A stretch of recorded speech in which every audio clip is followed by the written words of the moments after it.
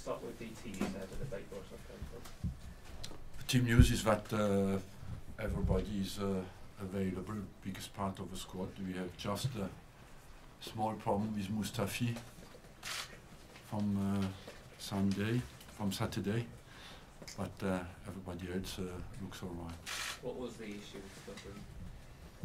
A little thigh problem, but it's a small one.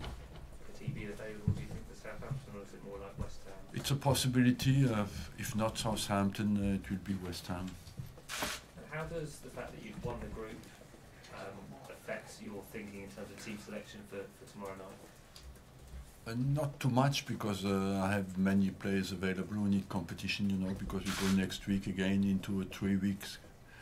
A week with 3 games, and so some players need competition, some experienced players, and so we'll play quite tomorrow an experienced team.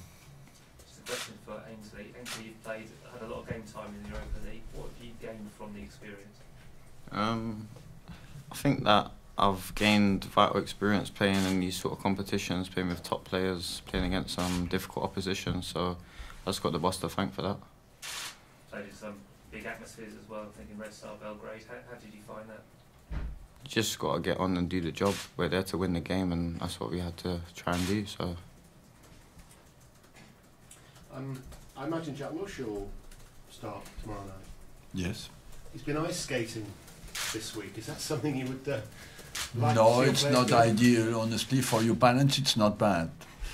For the way you fall down as well, but for football, I don't think it's great. It depends as well what you do. Especially a player with his injury history as well. Yeah, I don't know. I didn't know that. I just heard that, you know. But I don't know exactly what you do. You can do ice skating by bring your child on and just make sure nothing happens to him. And ice skating violently, I don't think he did that, you know. And also Theo will play on Thursday, I imagine. Yes. He hasn't really, well, he hasn't featured in the Premier League. Has he got a future here at Arsenal? Yes, I think he works very hard to come back into it, you know, and he was sick. He had a sickness a few weeks ago, that's why as well and after I didn't change the squad, but overall in training looks very sharp, and I'm sure he will show that tomorrow. So you're keeping him in January? Yeah? Can I just ask you a final point? A manager whose name we won't mention around these parts, giving his team news, said that Nemanja Matic is injured but will play for sure, he said. Michael Carrick, no chance. That's the truth. No stories like Lacazette. Referring to you saying Lacazette definitely wouldn't play in the United game. Yes, I thought he wouldn't play, yes. But in the end, he could play. What did you want me to do to leave him at home? But, do you think it's a bit rich that people accuse you of not being honest when you're always very honest with the media? Yeah, I'm always, and I thought really he wouldn't play. That's what I've been told. And after he had a test on Friday morning and went to the game, we were not sure that he would play. But he tried and he played, you know, that's part of football. Thank you. Atletico Madrid dropped down into the Europa League last night, having been knocked out of the Champions League. I mean, I've always thought that it makes a farce of this competition, the fact that you've been in it for 2 or 3 months and had to travel all around Europe to play group games, and then suddenly teams are rewarded for failure in a way from the Europa League. Yeah, that's always been the case, and I always was against it, but we voted many times in Geneva for that, and you have to respect.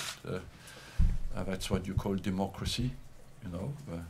The majority voted for the Champions League teams to go back to the Europa League, and many years they won it. I mean, we will remember the UEFA Cup the night, and you know, once you're in that competition, that was it. You just stayed in that. Yeah.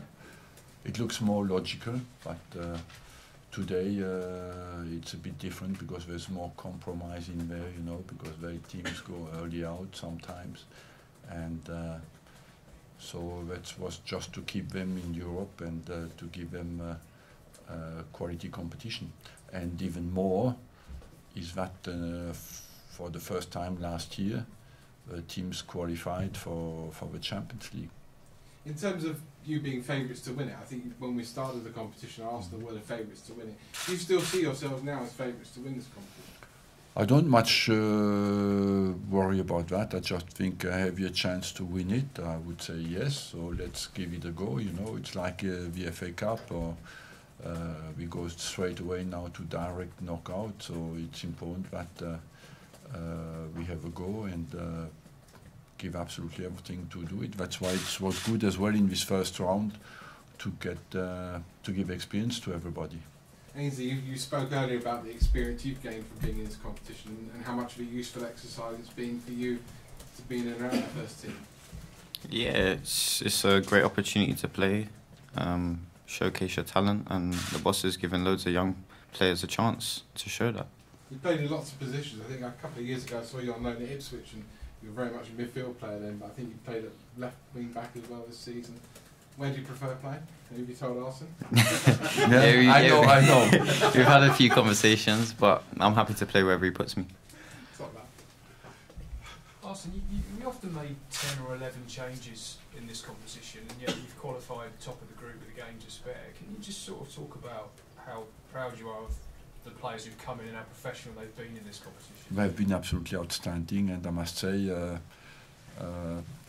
one of the positives of this season is that the behaviour of the squad is remarkable and impeccable. And I said many times, you know, even in training, when I play the team who played in the Europa League and the team who played in the Premier League, it's very difficult to predict who will win the game. So that we have a quality squad on very even ground, you know, they're all very good, and that's why as well, there's no coincidence we qualified. Have you told these players that you'll stick with them in the knockout rounds, or have you not thought that far ahead? I will adapt every time the team to the difficulty we face and try to build a balanced team. Of course, they've shown quality, but I consider them as well for the Premier League. You know, it's a fight going on, and nobody's ruled out for any game. Because obviously you've got tomorrow, but then there's what, 2 months till the knockout rounds come back in. Does that present a problem with the size of the squad? First of all, we play on Sunday against Southampton, you know, and doesn't mean that the players who play tomorrow will not play against Southampton. After we have 3 weeks and we play against the League Cup as well, so they get games. This is normally the time of year when injuries are piling up, but as you mentioned, you have almost a fully fit squad this time. Is that mainly a result of being able to rotate so heavily in midweek? Yes, or I would say yes. That's a consequence of certainly of that.